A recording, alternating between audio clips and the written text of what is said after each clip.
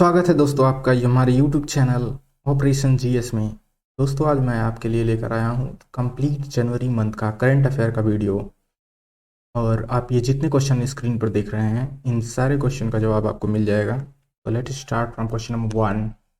निम्नलिखित व्यक्तियों में से किसे जनवरी 2022 में असम राज्य के सर्वोच्च नागरिक पुरस्कार असम वैभव से सम्मानित किया गया है? आपके ऑप्शन है रतन टाटा, के सीवान, नरेंद्र मोदी, एस सोमनाथ। इस क्वेश्चन का सही जवाब है रतन टाटा।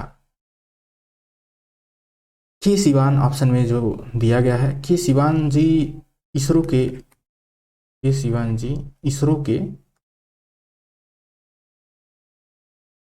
के चेयरमैन थे। जी हाँ दोस्तों, ये इसरो के एक्स चेयरमैन जो है के सिवान जी थे। अभी जो है 2022 में, जनवरी 2022 में 14 जैन तक इनका कार्यकाल समाप्त हो गया है और इनकी जगह पर इसरो के नए चेयरमैन एस सोमनाथ जी को बनाया गया है। तो आप याद रखिएगा, इसरो के नए जो चेयरमैन हैं वो एस सोमनाथ जी हैं। और रतन टाटा जी के बारे में एक पॉइंट और आप याद रखिएगा, अभी हाल ही में इनकी बायोग्राफी रिलीज की गई है। इनकी बायोग्राफी जो है उसके राइटर हैं थॉमस मैथ्यू। इनकी बायोग्राफी के जो राइटर हैं उनका नाम है Matthew Thomas Matthew. Okay friends, आइए कुछ पॉइंट इसके बारे में देखते हैं। रतन टाटा को 24 जनवरी 2022 को असम के सर्वोच्च नागरिक सम्मान असम वैभव से सम्मानित किया गया। उन्हें राज्य में कैंसर उपचार सुविधाओं की स्थापना में उनके योगदान के लिए सम्मानित किया गया है। नेक्स्ट क्वेश्चन की तरफ बढ़ते हैं। इंडिया गेट पर अमर जवान ज्योति लौ को जनवरी 2022 में नई दिल्ली में राष्ट्रीय युद्ध स्मारक नेशनल वार मेमोरियल की लौ में विलय कर दिया गया। अमर जवान ज्योति की स्थापना किस वर्ष की गई थी? इस क्वेश्चन का सही जवाब होगा 1972। अमर जवान ज्योति की स्थापना 1972 में किया गया था। दोस्तों आप यहाँ पे दो पॉइंट हैं, आप ध्यान रखिएगा उनका। एक तो इंडिया गेट पर अमर जवान ज्योति है, एक इंडिया गेट पर अमर जवान ज्योति की लौ जलती है, और एक जो है नेशनल वार मेमोरियल पे एक लौ जलती है। तो अभी क्या किया गया है कि नेशनल वार जो इंडिया गेट पर अमर जवान ज्योति की जो लौ जलती थी उसकी लौ को नेशनल वार मेमोरियल की लौ में विलय कर दिया गया है। यहाँ ऑप्शन में आप देख सकते हैं 2019 में नेशनल वार मेमोरियल की स्थापना हुई थी। 2019 में नेशनल वार मेमोरियल का स्थापना हुआ था। 1931 में इंडिया गेट का एस्टैब्लिशमेंट हुआ था। इंडिया गेट का एस्टैब्लिशमेंट 1931 में हुआ था। 1972 ये इस क्वेश्चन का सही जवाब होगा। अमर जवान ज्योति की स्थापना 1972 में की गई थी। आइए कुछ फैक्ट देखते हैं। अमर जवान ज्योति 1971 के भारत पाकिस्तान युद्ध के बाद भारतीय सशस्त्र बलों के शहीद और अज्ञात सैनिकों की याद में बनाया गया है। ये जो आप लौ देख रहे हैं ये अमर जवान ज्योति की लौ है।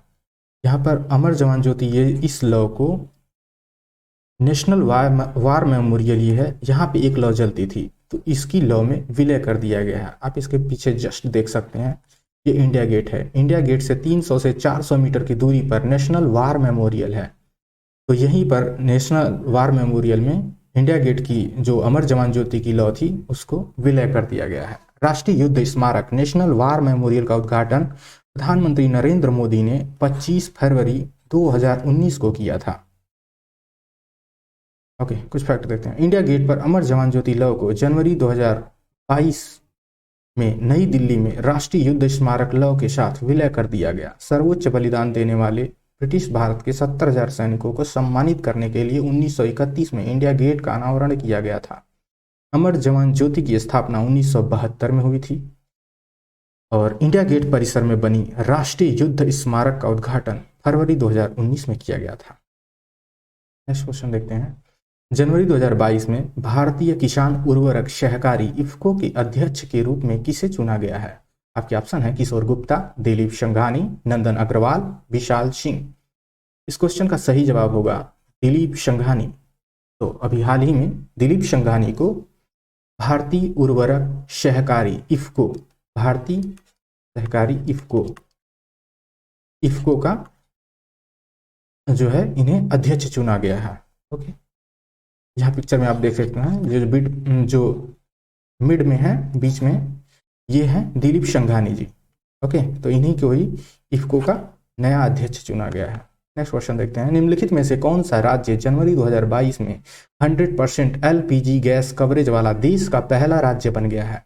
आपके ऑप्शन है हरियाणा, तेलंगाना, आंध्र प्रदेश, हिमाचल प्रदेश। इस क्वेश्चन का सही जवाब है हिमाचल प्रदेश। तो अभी हाल ही में जो है Himachal Pradesh 100% LPG gas coverage वाला देश का पहला राज्य बन गया है। यहाँ पे आप देख सकते हैं हिमाचल प्रदेश में दो योजनाएं इसको 100% एलपीजी गैस कवरेज वाला देश का पहला राज्य बनाने में मदद की है। एक तो हिमाचल गृहिणी योजना और एक योजना जो है भारत सरकार की योजना है उज्ज्वला योजना। इन दोनों की मदद से Himachal Pradesh 100% LPG gas coverage वाला देश का पहला राज्य बन गया है। यहाँ पे देख सकते हैं कुछ महत्वपूर्ण तथ्य देखते हैं। Himachal Pradesh 100% LPG gas coverage वाला देश का पहला राज्य बन गया है। गरीबी रेखा से नीचे की महिलाओं को स्वच्छ ईंधन प्रदान करने के लिए प्रधानमंत्री उज्ज्वला योजना, यहाँ पे आप देख सकते हैं ये प्रधानमंत्री उज्ज्वला योजना शुरू करने के बाद राज्य सरकार की एक समान योजना हिमाचल गृहिणी सुविधा योजना। ओके, ये दोनों को मिला के जो है ये 100% एलपीजी गैस कवरेज वाला राज्य बन गया है। एक्स्ट्रा फैक्ट में आप देख सकते हैं PMUY प्रधानमंत्री उज्ज्वला योजना की शुरुआत 1 मई 2016 को हुई थी। नरेंद्र मोदी ने 10 अगस्त 2021 को उत्तर प्रदेश के महोबा से उज्ज्वला योजना 2.0 की शुरुआत की है। ओके, नेक्स्ट क्वेश्चन देखते हैं, जनवरी 2022 में भारत के पहले ओपन रॉक संग्रहालय का उद्घाटन किस शहर में किया गया है? ओके, तो इस क्वेश्चन का सही जवाब हो जाएगा हैदराबाद। तो अभी हाल ही में हैदराबाद में ओपन रॉक संग्रहालय, ओपन रॉक म्यूजियम का उद्घाटन किया गया है। इस संग्रहालय में भारत में पाई जाने वाली विभिन्न भूगर्भिक चट्टानों के नमूने और उनसे जुड़ी जानकारियों को दिखाया गया है। यहाँ भारत के विभिन्न भागों से एकत्रित की गई हैं और इन्हीं चट्टानों को यहाँ पे प्रदर्शित किया गया है। इस संग्रहालय का उद्देश्य जनमानस को ऐसे दिलचस्प भूवैज्ञानिक तथ्यों से अवगत कराना है तथा भारत की चट्टान विविधता व उनके महत्व एवं उपयोगिता के बारे में बताना है। आइए कुछ एक्स्ट्रा फैक्ट यहाँ देखते हैं। केंद्रीय विज्ञान और प्रौद्योगिकी राज्य मंत्री डॉक्टर जितेंद्र सिंह ने हैदराबाद में भारत के पहले ओपन रॉक संग्रहालय का उद्घाटन किया है। नेक्स्ट क्वेश्चन देखते हैं, कथक सम्राट पंडित बिरजू महाराज का जनवरी 2022 में निधन हो गया। वह किस घराने से संबंधित थे? आपके ऑप्शन है लखनऊ घराना, बनारस घराना, इटावा घराना और आगरा घराना। इस क्वेश्चन का सही जवाब होगा लखनऊ घराना। तो पंडित बिरजू महाराज जो कथक के सम्राट कहे जाते हैं या माने जाते हैं, उनका भी हाल ही में निधन हो गया। वो लखनऊ घराने से संबंधित थे। अगर हम बनारस घराने की बात करें तो बनारस घराने की जो प्रसिद्ध ठुमरी गायिका हैं उनका नाम है गिरजा देवी। उनका नाम है गिरजा देवी। गिरजा देवी बनारस घराने की प्रमुख जो है ठुमरी गायिका हैं और प्रसिद्ध बनारस घराने के ही प्रसिद्ध तबला वादक, बनारस घराने के प्रसिद्ध तबला वादक में किशन महराज का नाम आता है। किशन महराज। ओके, तो ये दोनों पॉइंट आपको याद रखना है। एक तो बनारस घराने की ठुमरी गायिका गिरजा देवी हैं और बनारस घराने के तबला वादक किशन महराज हैं।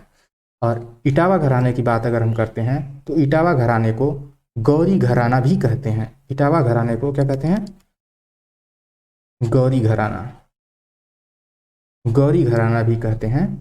और ये जो गौरी घराना है यह संगीत वादन के लिए प्रसिद्ध है और यहाँ के प्रमुख कलाकार हैं ध्रुव तारा जोशी।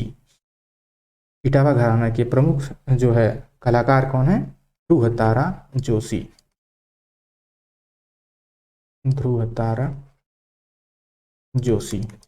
तारा जोशी जी यहाँ के गौरी घराना या इटावा घराने की प्रसिद्ध कलाकार हैं। अगर आगरा घराने की बात करें हम तो आगरा घराना ये जो है मुगल काल में संगीत का प्रतिष्ठित केंद्र माना जाता था। ठीक है, ओके, नेक्स्ट क्वेश्चन देखते हैं। ये है कथक सम्राट पंडित बिरजू महाराज। पिक्चर में आप देख सकते हैं इनको। नेक्स्ट क्वेश्चन देखते हैं। प्रभा अत्रे जिन्हें पद्म विभूषण से सम्मानित किया गया है वह किस क्षेत्र से संबंधित हैं? आपके ऑप्शन है नृत्य, तबला वादन, संगीत, शिक्षा। इस क्वेश्चन का सही जवाब है संगीत। तो प्रभा अत्रे जिन्हें पद्म विभूषण से सम्मानित किया गया है वो संगीत से संबंधित हैं। वर्ष 2022 में 128 पद्म पुरस्कारों की घोषणा की गई है। कितने? 128 पद्म पुरस्कार की घोषणा की गई है। इन 128 पद्म पुरस्कारों में से 4 जो है पद्म विभूषण से 4 लोगों को पद्म विभूषण से सम्मानित किया गया है। 4 लोगों को पद्म विभूषण से सम्मानित किया गया है और 17 लोगों को पद्म भूषण दिया गया है। 17 लोगों को पद्म भूषण से सम्मानित किया गया है और शेष जो 107 लोग हैं इन लोगों को पद्मश्री से सम्मानित किया गया है। 7 लोगों को पद्मश्री दिया गया है। पद्म पुरस्कारों की शुरुआत वर्ष 1954 से हुई थी। ओके, पद्म पुरस्कारों की शुरुआत वर्ष 1954 से हुई थी और हर वर्ष गणतंत्र दिवस के अवसर पर इनकी घोषणा की जाती है। पद्म विभूषण में अगर आप हम बात करें, जो 4 लोगों को पद्म विभूषण दिया गया है, इन 4 लोगों के नाम अगर हम देखें तो एक तो ये हो गई प्रभा अत्रे। प्रभा अत्रे को कला के क्षेत्र में पद्म विभूषण से सम्मानित किया गया है। दूसरे हैं राधे श्याम खेमका जिनको मरणोपरांत साहित्य और शिक्षा के क्षेत्र में पद्म विभूषण से सम्मानित किया गया है। राधे श्याम खेमका जी के बारे में अगर हम बात करें तो ये गोरखपुर गीता प्रेस से संबंधित हैं। ये गीता प्रेस से इनकी कल्याण पत्रिका संपादित हुआ करती थी। और तीसरे जिन्हें पद्म विभूषण से सम्मानित किया गया है जनरल बिपिन रावत जी हैं। इन्हें भी मरणोपरांत पद्म विभूषण से सम्मानित किया गया है। General Bipin Rawat public affair के क्षेत्र में इन्हें पद्म विभूषण से सम्मानित किया गया है। और चौथे कल्याण सिंह जी हैं, इनको भी मरणोपरांत पब्लिक अफेयर के क्षेत्र में जो है पद्म विभूषण से सम्मानित किया गया है। जनरल बिपिन रावत जी को सिविल सर्विस के क्षेत्र में पद्म विभूषण दिया गया था। ओके, कल्याण सिंह की बात करें तो कल्याण सिंह 1991 और 97 2 टाइम्स ये उत्तर प्रदेश के चीफ मिनिस्टर रह चुके हैं। ओके, यहाँ पे आप पिक्चर में देख सकते हैं, ये है प्रभा अत्रे जी। प्रभा अत्रे हिंदुस्तानी शास्त्रीय गायन की शीर्ष क्रम की गायिका हैं। इन्हें 1991 में संगीत नाटक अकादमी पुरस्कार, 1990 में पद्मश्री और 2002 में पद्म विभूषण से सम्मानित किया जा चुका है। ओके, और भी कुछ तथ्य देखते हैं। भारत के राष्ट्रपति रामनाथ कोविंद ने इस वर्ष 73वें गणतंत्र दिवस की पूर्व संध्या पर 128 पद्म पुरस्कार प्रदान करने की मंजूरी दी है। 89 वर्षीय किराना घराने की गायिका प्रभा अत्रे को पद्म विभूषण से सम्मानित किया गया है। उन्होंने एक ही मंच से हिंदी और अंग्रेजी में संगीत पर 11 पुस्तकें जारी करने का विश्व रिकॉर्ड बनाया है तथा स्वरमयी गुरुकुल की स्थापना भी की है। यहाँ पे आप एक चीज और ध्यान रखिएगा प्रभा अत्रे जी के बारे में, ये किराना घराने से संबंधित है, क्योंकि क्वेश्चन एक तरह से घुमा के भी पूछा जा सकता है कि प्रभा अत्रे जिन्हें हाल ही में पद्म विभूषण से सम्मानित किया गया है वह निम्नलिखित में से किस घराने से संबंधित हैं। और आप वहाँ पे आपको ऑप्शन में मिल सकता है लखनऊ घराना, बनारस घराना, किराना घराना। तो इसका सही जवाब होगा किराना घराना। ओके, नेक्स्ट क्वेश्चन देखते हैं। राष्ट्रीय मतदाता दिवस किस दिन मनाया जाता है? आपके ऑप्शन है 10 जनवरी, 12 जनवरी, 9 जनवरी और 25 जनवरी। ओके, तो यहाँ पिक्चर में देख सकते हैं ये नेशनल वोटर्स डे 2022, इसका ये थीम है making election inclusive, accessible and participative. Okay, तो राष्ट्रीय मतदाता दिवस 25 जनवरी को मनाया जाता है। इस क्वेश्चन का सही जवाब हो जाएगा 25 जनवरी। 25 जनवरी को एक डे और मनाया जाता है जो कि नेशनल टूरिज्म डे होता है। 25 जनवरी को ही नेशनल टूरिज्म डे भी 25 जनवरी को ही मनाया जाता है। और अगर हम बात करें 10 जनवरी की, 10 जनवरी यहाँ ऑप्शन में है, 10 जनवरी को विश्व हिंदी दिवस मनाया जाता है। 10 जनवरी को वर्ल्ड हिंदी डे मनाया जाता है। 10 जनवरी को विश्व हिंदी दिवस मनाया जाता है। और साथ ही साथ अगर हम बात करें राष्ट्रीय हिंदी दिवस की, तो राष्ट्रीय हिंदी दिवस 14 सितंबर को राष्ट्रीय हिंदी दिवस मनाया जाता है। और 12 जनवरी की बात करें तो 12 जनवरी को नेशनल यूथ डे सेलिब्रेट किया जाता है। और 9 जनवरी की बात करें तो 9 जनवरी को प्रवासी भारतीय दिवस मनाया जाता है। 9 जनवरी को प्रवासी भारतीय दिवस मनाया जाता है, क्योंकि 9 जनवरी को ही साउथ अफ्रीका से महात्मा गांधी जी भारत वापस आए थे, इसलिए उन्हीं की याद में 9 जनवरी को जो है प्रवासी भारतीय दिवस मनाया जाता है। और 12 जनवरी नेशनल यूथ डे जो है ये स्वामी विवेकानंद की जयंती पर मनाया जाता है। आइए नेक्स्ट क्वेश्चन की तरफ बढ़ते हैं। ICC men's test cricketer of the year का पुरस्कार वर्ष 2021 के लिए किसे दिया गया है? आपके ऑप्शन है Mohammad Rizwan, Shaheen Afridi, Babar Azam, Joe Root. ICC test cricketer of the year, इस क्वेश्चन का सही जवाब होगा Joe Root. ICC test cricketer of the year Joe Root को दिया गया है। इंपॉर्टेंट फैक्ट में देखते हैं, ICC men's cricketer of the year Shaheen Afridi को दिया गया है, और ICC men's test cricketer of the year Joe Root को दिया गया है, जो कि इस क्वेश्चन में पूछा गया था, test cricketer of the year.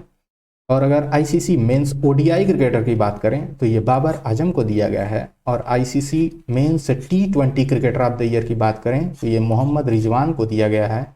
यहाँ पे एक फैक्ट ये है कि पाकिस्तान के 3 खिलाड़ी को आईसीसी की अवार्ड दिया गया है, Shaheen Afridi, Babar Azam, Mohammad Rizwan. Okay, next question की तरफ बढ़ते हैं। निम्नलिखित व्यक्तियों में से किसे आपदा प्रबंधन में उनके कार्य के लिए सुभाष चंद्र बोस आपदा प्रबंधन पुरस्कार 2022 के लिए चुना गया है? आपके ऑप्शन में है विशाल सिंह, सतीश दुबे, विनोद शर्मा। इस क्वेश्चन का सही जवाब हो जाएगा विनोद शर्मा।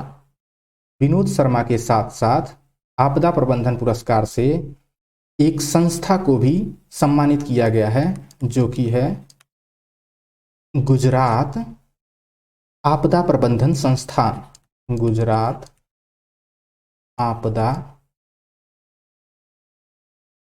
प्रबंधन संस्थान। तो गुजरात आपदा प्रबंधन संस्थान और विनोद शर्मा को इनको जो है पर्सनल जो दिया गया, और एक संस्था के रूप में गुजरात आपदा प्रबंधन बोर्ड को दिया गया है। ओके, कुछ फैक्ट में देखते हैं। गुजरात आपदा प्रबंधन संस्थान और प्रोफेसर विनोद शर्मा को सुभाष चंद्र बोस आपदा प्रबंधन पुरस्कार 2022 के लिए चुना गया है। विनोद शर्मा जी की बात करें तो ये सिक्किम राज्य आपदा प्रबंधन प्राधिकरण के उपाध्यक्ष हैं। सिक्किम राज्य आपदा प्रबंधन प्राधिकरण के उपाध्यक्ष हैं Vinod Sharma ji. Okay, next question की तरफ बढ़ते हैं। हाल ही में किस देश ने भारत से ब्रह्मोस क्रूज मिसाइलें खरीदने की घोषणा की है? आपके ऑप्शन है मोरक्को, फिलीपींस, श्रीलंका, म्यांमार। इस क्वेश्चन का सही जवाब हो जाएगा फिलीपींस। इस क्वेश्चन का सही जवाब है फिलीपींस। तो अभी हाल ही में फिलीपींस ने भारत से ब्रह्मोस क्रूज मिसाइल खरीदने की घोषणा की है। और यहीं पर अगर हम ब्रह्मोस की बात करें तो ब्रह्मोस एक सुपरसोनिक क्रूज मिसाइल है, जिसे पनडुब्बी, जहाजों, विमानों या जमीन से लॉन्च किया जा सकता है। यह विशेष रूप से दुनिया की सबसे तेज सुपरसोनिक क्रूज मिसाइलों में से एक है। यह भारत के डीआरडीओ और रूसी संघ के एनपीओ जो है, वहाँ की एक मशीन निर्माता कंपनी है रिसर्च डेवलपमेंट की, इन दोनों के सहयोग से इसे बनाया गया है, विकसित किया गया है। और एक और फैक्ट अगर बताएं हम ब्रह्मोस के बारे में, तो ब्रह्मोस इसका जो नाम लिया गया है, ब्रह्मोस इस जो क्रूज मिसाइल का नाम रखा गया है, एक तो ये भारत की नदी है ब्रह्मपुत्र, भारत की नदी ब्रह्मपुत्र, और रूस की एक नदी है जो है कि मोस्कवा, रूस की नदी मोस्कवा, रूस की एक नदी मोस्कवा और भारत की नदी ब्रह्मपुत्र, दोनों के नाम से मिलाकर ब्रह्मोस बनाया गया है। ओके, यहाँ आप देख सकते हैं पिक्चर में, ये ब्रह्मोस मिसाइल है जो कि भारत ने इसे मंजूरी दिया है। फिलीपींस इसे 37.49 करोड़ डॉलर की डील की मंजूरी दी गई है। नेक्स्ट क्वेश्चन की तरफ बढ़ते हैं। प्रधानमंत्री सुरक्षा चूक मामले की जांच समिति का अध्यक्ष किसे नियुक्त किया गया है? आपके ऑप्शन है राजनाथ सिंह, इंदु मल्होत्रा, अजीत डोभाल, सतीश चंद्र शर्मा। तो इस क्वेश्चन का सही जवाब हो जाएगा इंदु मल्होत्रा। नेक्स्ट क्वेश्चन देखते हैं। हाल ही में किस मंत्रालय ने वैश्विक सूर्य नमस्कार कार्यक्रम का आयोजन किया है? आपके ऑप्शन है स्वास्थ्य मंत्रालय, आयुष मंत्रालय, शिक्षा मंत्रालय और बाल विकास मंत्रालय। इस क्वेश्चन का सही जवाब हो जाएगा आयुष मंत्रालय। तो अभी हाल ही में आयुष मंत्रालय ने वैश्विक सूर्य नमस्कार कार्यक्रम का आयोजन किया गया है। यहाँ पिक्चर में देख सकते हैं आयुष मंत्रालय की घोषणा है कि 14 जनवरी मकर संक्रांति को वैश्विक सूर्य नमस्कार कार्यक्रम का आयोजन किया जाएगा। नेक्स्ट क्वेश्चन की तरफ बढ़ते हैं। जनवरी 2022 में भारतीय सेना, वायुसेना और नौसेना ने निम्नलिखित में से कौन सा संयुक्त सैन्य अभ्यास आयोजित किया था? तो ऑप्शन में आपके हैं सूर्य किरण, अजय वॉरियर, पश्चिमी लहर, वज्र प्रहार। इस क्वेश्चन का सही जवाब हो जाएगा पश्चिमी लहर। तो हाल ही में भारतीय सेना, वायुसेना और नौसेना ने संयुक्त सैन्य अभ्यास पश्चिमी लहर का आयोजन किया था। यहाँ ऑप्शन में सूर्य किरण है। अगर सूर्य किरण की बात करें हम, तो Surya Kiran India and Nepal, India और नेपाल के बीच ये ज्वाइंट एक्सरसाइज है। और हम अगर अजय वॉरियर की बात करें, तो अजय वॉरियर जो है ये इंडिया एंड इंग्लैंड, इंडिया और इंग्लैंड या ब्रिटेन बोल सकते हैं, इन दोनों के बीच में ये कंबाइंड एक्सरसाइज होती है। और वज्र प्रहार की बात करें, तो वज्र प्रहार जो है ये इंडिया और यूएसए के बीच में किया जाता है। नेक्स्ट क्वेश्चन की तरफ बढ़ते हैं। हाल ही में भारत की पहली पैरा बैडमिंटन अकादमी कहाँ शुरू की गई है? आपके ऑप्शन है आगरा, वाराणसी, हैदराबाद, लखनऊ। तो इस क्वेश्चन का सही जवाब हो जाएगा लखनऊ। तो अभी हाल ही में लखनऊ में जो है पैरा बैडमिंटन अकादमी की शुरुआत की गई है। महत्वपूर्ण तथ्य में देखते हैं। उन्नत उपकरणों और सुविधाओं के साथ भारत की पहली अत्याधुनिक पैरा बैडमिंटन अकादमी लखनऊ में शुरू की गई है। यहाँ पे लखनऊ में स्थापित की गई है। इस केंद्र को द्रोणाचार्य पुरस्कार विजेता और भारतीय पैरा बैडमिंटन टीम के प्रमुख राष्ट्रीय कोच गौरव खन्ना ने एजेस फेडरल लाइफ इंश्योरेंस के साथ लॉन्च किया है। इसका उद्देश्य 2024 पैरालंपिक में भारत के पदक संभावनाओं में सुधार करना है। नेक्स्ट क्वेश्चन की तरफ बढ़ते हैं। हाल ही में किस देश के पूर्व प्रधानमंत्री को नेताजी अवार्ड 2022 से सम्मानित किया गया है? आपके ऑप्शन है Shinzo Abe, Benjamin Netanyahu, Fumio Kishida. इस क्वेश्चन के सही जवाब हो जाएंगे शिंजो अबे। तो अभी हाल ही में शिंजो अबे जो कि जापान के पूर्व प्रधानमंत्री हैं, जापान के पूर्व प्रधानमंत्री हैं शिंजो अबे, जिन्हें जो है नेताजी अवार्ड से सम्मानित किया गया है। और अभी करंट में जापान के अगर हम प्रधानमंत्री की बात करें तो वो हैं फूमियो किशिदा। फूमियो किशिदा जो है जापान के करंट प्राइम मिनिस्टर हैं।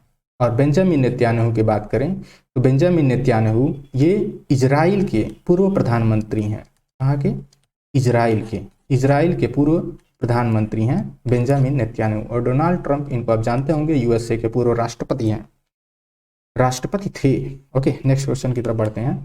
बॉलीवुड की किस अभिनेत्री ने international association of working women award जीता है? आपके ऑप्शन है सुष्मिता सेन, श्रद्धा कपूर, कंगना रनौत, प्रियंका चोपड़ा। ओके, तो इस क्वेश्चन का सही जवाब हो जाएगा सुष्मिता सेन। इस क्वेश्चन का सही जवाब होगा सुष्मिता सेन। और यहीं पर हम अगर कंगना रनौत की बात करें तो कंगना रनौत को उत्तर प्रदेश सरकार ने अपने ओडीओपी स्कीम के तहत इन्हें अपना ब्रांड एम्बेसडर नियुक्त किया है। ओडीओपी क्या है? One district one product, one district one product. इस स्कीम के तहत कंगना रनौत को उत्तर प्रदेश सरकार ने अपना ब्रांड एम्बेसडर नियुक्त किया है। ओके, यहाँ महत्वपूर्ण तथ्य में देखते हैं, पूर्व मिस यूनिवर्स सुष्मिता सेन को उनके शो आर्या 2 के लिए एक टीवी सीरीज में एक महिला अभिनेता द्वारा उत्कृष्ट प्रदर्शन के लिए सम्मानित किया गया है।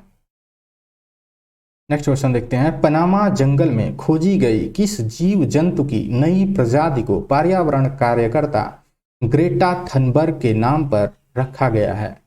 तो ग्रेटा थनबर्ग के नाम पर रखा गया है, ये इस क्वेश्चन का सही जवाब हो जाएगा रेन फ्रॉग। रेन फ्रॉग ये मेढक की प्रजाति है जिसे खोजा गया है पनामा जंगलों में। इसका नाम जो है ग्रेटा थनबर्ग के नाम पर रखा गया है। इसके नाम पर ग्रेटा थनबर्ग। यहाँ पिक्चर में देख सकते हैं ग्रेटा थनबर्ग के, ये हैं ग्रेटा थनबर्ग जो कि स्वीडिश पर्यावरण कार्यकर्ता हैं। महत्वपूर्ण तथ्य में देखते हैं, यह एक प्रकार का वर्षा मेढक है। यह एक प्रकार का वर्षा मेढक है जिसका नाम प्रिस्टीमोंटिस ग्रेटा थनबर्ग, प्रिस्टीमोंटिस ग्रेटा थनबर्ग दिया गया है। ग्रेटा थनबर्ग स्वीडन की एक पर्यावरण कार्यकर्ता हैं जिनके पर्यावरण आंदोलन को विश्व ख्याति प्राप्त है। एक और इम्पॉर्टेंट फैक्ट है इसमें, 11 दिसंबर 2019 को इन्हें time person of the year से सम्मानित किया जा चुका है। नेक्स्ट क्वेश्चन देखते हैं, निम्नलिखित में से कौन लखनऊ आईपीएल फ्रेंचाइजी की टीम घोषित की गई है? आपके ऑप्शन है Lucknow champions, Lucknow super giants, Lucknow Kings और किंग्स 11 लखनऊ।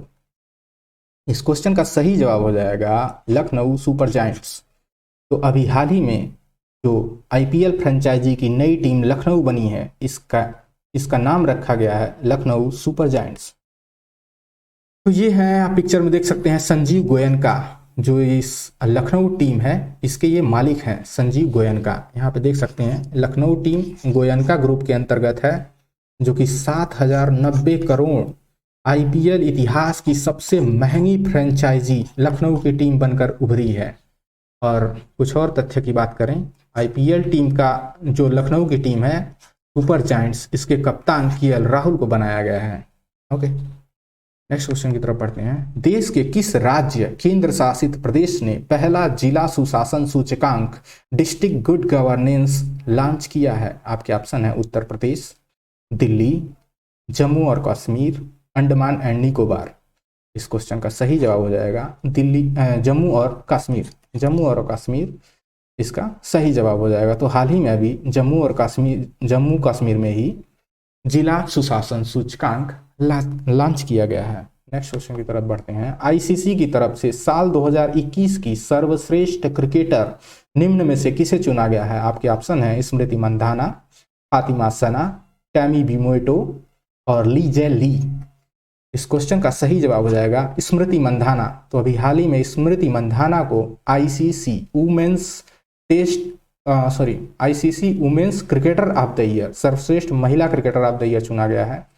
यहीं पर अगर हम फातिमा सना की बात करें तो फातिमा सना को emerging player of the year का अवार्ड चुना गया है। ये महिला कैटेगरी में जो है आईसीसी 2021 की इमर्जिंग प्लेयर चुनी गई हैं फातिमा सना। और अगर हम ली जे ली की बात करें तो ली जे ली को वुमेन्स कैटेगरी में ओडीआई की सर्वश्रेष्ठ महिला क्रिकेटर चुना गया है। और टैमी बिमोएटो की बात करें तो टैमी बिमोएटो को T20 ICC T20 cricketer of the year चुना गया है महिला कैटेगरी में। यहाँ पे आप महत्वपूर्ण तथ्य में देख सकते हैं, आईसीसी महिला क्रिकेटर ऑफ द ईयर जो है स्मृति मंधाना, इसे स्मृति मंधाना को दिया गया है। और ओडीआई क्रिकेटर ली जे ली को और T20 टैमी बिमोएटो को और emerging cricketer of the year Fatima Sana Pakistan की हैं, इन्हें दिया गया है। नेक्स्ट क्वेश्चन देखते हैं, ओएनजीसी की पहली महिला अध्यक्ष और प्रबंध निदेशक किसे चुना गया है? आपके ऑप्शन है सोमा मंडल, अलका मित्तल, गीता गोपीनाथ, हर्षवती बिष्ट। तो इस क्वेश्चन का सही जवाब हो जाएगा अलका मित्तल। तो अभी ओएनजीसी की महिला अध्यक्ष जो है वो अलका मित्तल को चुना गया है। और यहीं पे अगर हम बात करते हैं सोमा मंडल की, तो सोमा मंडल को सेल की प्रथम महिला अध्यक्ष चुना गया है। SAIL steel authority of India limited, steel authority of India limited, steel authority of India limited की प्रथम महिला अध्यक्ष सोमा मंडल को चुना गया है, जबकि अलका मित्तल को ओएनजीसी की प्रथम महिला अध्यक्ष और निदेशक चुना गया है। और अगर यहीं पर हम गीता गोपीनाथ की बात करते हैं तो गीता गोपीनाथ आईएमएफ की चीफ इकोनॉमिस्ट थीम, आईएमएफ की चीफ इकोनॉमिस्ट, ये प्रथम महिला मुख्य अर्थशास्त्री जो है आईएमएफ की चुनी गई थी, लेकिन अभी हाल ही में गीता गोपीनाथ को प्रमोट कर दिया गया है और इनको मैनेजिंग डायरेक्टर के पद पे, आईएमएफ के ही मैनेजिंग डायरेक्टर के पद पे नियुक्त किया गया है। और यहीं पर अगर हम हर्षवती बिष्ट की बात करें तो हर्षवती बिष्ट जो है ये भारतीय पर्वतारोहण फाउंडेशन की अध्यक्ष चुनी गई हैं। भारतीय पर्वतारोहण फाउंडेशन की अध्यक्ष चुना गया है, किसे? हर्षवती बिष्ट को। यहाँ पे आप पिक्चर में देख सकते हैं अलका मित्तल जी, इन्हें जो कि ओएनजीसी का प्रथम महिला अध्यक्ष निदेशक चुना गया है। अलका मित्तल को सुभाष कुमार की जगह ये किसको रिप्लेस किए हैं? सुभाष कुमार को, इनको जो है अलका मित्तल ने रिप्लेस किया है। और ओएनजीसी की अगर बात करते हैं तो ओएनजीसी एक महारत्न कंपनी है जिसकी स्थापना वर्ष 1956 में किया गया था, जिसका मुख्यालय नई दिल्ली में है। नेक्स्ट क्वेश्चन देखते हैं, लड़कियों की शादी की कानूनी उम्र बढ़ाने संबंधी जांच विधेयक में किस एक महिला सांसद को शामिल किया गया है? आपके ऑप्शन है अनुप्रिया पटेल, स्मृति ईरानी, सुष्मिता देव, निर्मला सीतारमण। इस क्वेश्चन का सही जवाब हो जाएगा सुष्मिता देव। तो अभी हाल ही में सुष्मिता देव को जो है इस कमेटी में चुना गया है, जबकि इस कमेटी में 31 सदस्य को चुना गया था। यहाँ महत्वपूर्ण तथ्य में देख सकते हैं इस समिति के कुल 31 सदस्यों में से टीएमसी मतलब तृणमूल कांग्रेस, टीएमसी की सांसद सुष्मिता देव एकमात्र महिला सदस्य हैं। तो कुल 31 सदस्य हैं जिसमें से एक महिला सदस्य इन्हें सुष्मिता देव को ही चुना गया है। और 17वीं लोकसभा में कुल 78 महिला सांसद चुनी गई हैं। उसके बाद भी एक कमेटी बनाई गई जिसमें 31 सदस्य हैं, उसमें से एक महिला सांसद को चुना गया है, इसलिए इस पर जो है बवाल उठना लाजमी था। इस विधेयक के तहत महिलाओं के लिए विवाह की कानूनी उम्र 18 वर्ष से बढ़ाकर 21 वर्ष कर दिया गया है। ओके, नेक्स्ट क्वेश्चन देखते हैं, G7 शिखर सम्मेलन 2022 की अध्यक्षता किस देश द्वारा किया जाएगा? आपके ऑप्शन है भारत, जर्मनी, फ्रांस, चीन। इस क्वेश्चन का सही जवाब हो जाएगा जर्मनी। तो जर्मनी को 2022 की G20 शिखर सम्मेलन की अध्यक्षता के लिए चुना गया है। G20 शिखर सम्मेलन की अध्यक्षता के लिए चुना गया है। यहाँ पर ध्यान रखने वाली बात यह है कि भारत G20 का सदस्य देश नहीं है। भारत G20 का सदस्य देश नहीं है, लेकिन 2021 में भारत को एज ए गेस्ट आमंत्रित किया गया था। माफ कीजिएगा, ये G7 समिट है। G7 समिट में जर्मनी जो है अध्यक्षता करेगा और G7 समिट में भारत इसका सदस्य नहीं है और इसे एक सदस्य के रूप में आमंत्रित किया गया था वर्ष 2021 में। और अगर हम भारत के संबंध में बात करें तो G20 शिखर सम्मेलन आयोजित होने वाला जो 2023 का है, 2023 का जो G20 शिखर सम्मेलन है ये इंडिया में होगा। ओके, इंडिया भारत की जो है नई दिल्ली में G20 2023 का जो सम्मेलन है उसकी अध्यक्षता भारत करेगा। और 2022 की अगर G20 समिट की बात करें, 2022 G20 की बात करें तो इसकी अध्यक्षता इंडोनेशिया द्वारा किया जाएगा। कौन करेगा? इंडोनेशिया जो है वर्ष 2022 का G20 शिखर सम्मेलन आयोजित करेगा। और यहीं पे अगर ऑप्शन में चीन की बात करें तो चीन में अभी 2022 में होने वाले विंटर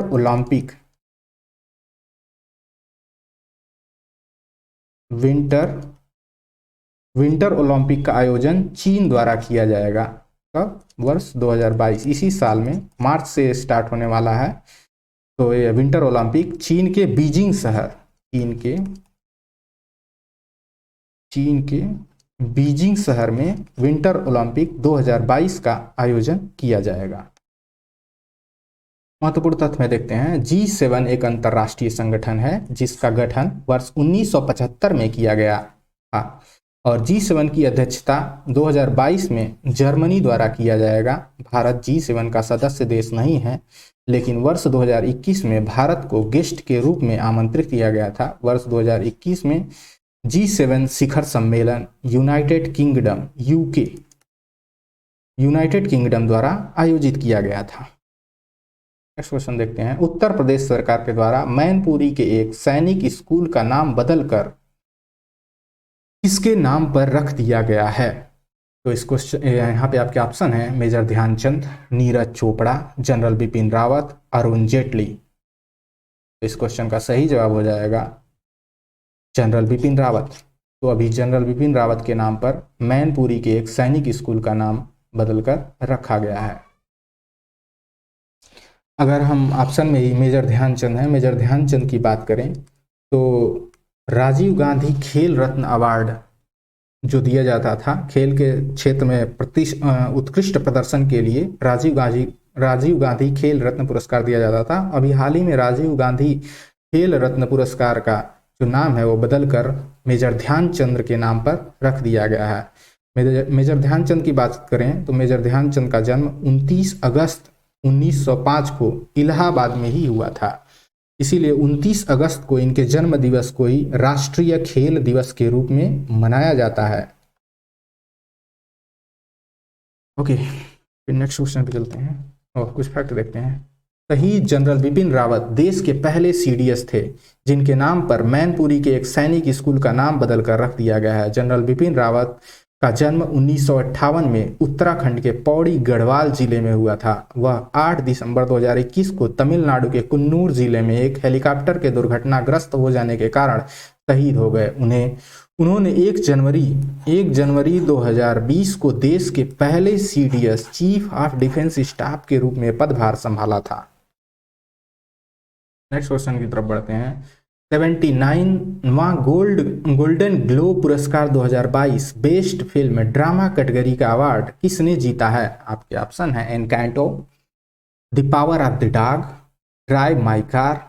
इनमें से कोई नहीं। इस क्वेश्चन का सही जवाब हो जाएगा the power of the dog. The power of the dog ने 2022 बेस्ट फिल्म ड्रामा कैटेगरी का अवार्ड जीता है और ये गोल्डन ग्लोब पुरस्कार the power of the dog को दिया गया है। यहाँ महत्वपूर्ण तथ्य में देखते हैं बेस्ट फिल्म ड्रामा कैटेगरी में the power of the dog को दिया गया है। बेस्ट एक्टर की बात करें तो विल स्मिथ को दिया गया है उनकी फिल्म किंग रिचर्ड्स के लिए बेस्ट एक्टर विल स्मिथ को दिया गया है। और बेस्ट एक्ट्रेस की बात करें तो ये निकोल किडमन को दिया गया है, और बेस्ट फिल्म एनिमेशन कैटेगरी में बात करें तो एनकैंटो को दिया गया है, एनकैंटो मूवी को मतलब चुना गया है। और बेस्ट नॉन इंग्लिश फिल्म है drive my car best non English film है।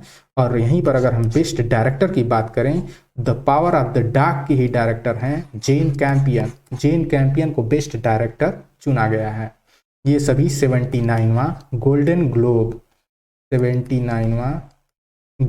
ग्लोब पुरस्कार के विजेता हैं। गोल्डन ग्लोब पुरस्कार इन्हीं लोगों को दिया गया है। नेक्स्ट क्वेश्चन देखते हैं।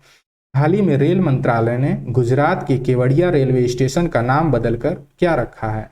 ऑप्शन है Ekta Nagar railway station, Narmada railway station, Rani Kamlapati railway station और हबीबगंज रेलवे स्टेशन। इस क्वेश्चन का सही जवाब हो जाएगा एकता नगर रेलवे स्टेशन। तो अभी हाल ही में रेल मंत्रालय ने गुजरात के केवड़िया रेलवे स्टेशन का नाम बदलकर एकता नगर रेलवे स्टेशन कर दिया है। यहाँ ऑप्शन में आप देख रहे हैं हबीबगंज रेलवे स्टेशन। ये रेलवे स्टेशन जो है ये भोपाल का रेलवे स्टेशन है और अभी हाल ही में भोपाल के इस हबीबगंज रेलवे स्टेशन का नाम बदलकर रानी कमलापति रेलवे स्टेशन कर दिया गया है। नेक्स्ट क्वेश्चन देखते हैं। यहाँ पिक्चर में आप देख सकते हैं ये केवड़िया रेलवे स्टेशन पहले था और अभी इसको एकता नगर रेलवे स्टेशन कर दिया गया है। हेनले पासपोर्ट इंडेक्स 2022 में भारत को कौन सा स्थान प्राप्त हुआ है? इस क्वेश्चन का सही जवाब हो जाएगा 83वां स्थान जो है हेनले पासपोर्ट इंडेक्स में भारत को मिला है।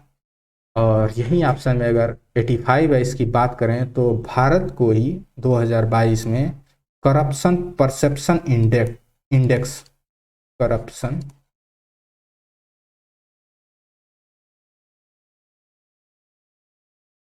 करप्शन परसेप्शन इंडेक्स जारी किया गया है, उसमें भारत को 85 85वां रैंक प्राप्त हुआ है।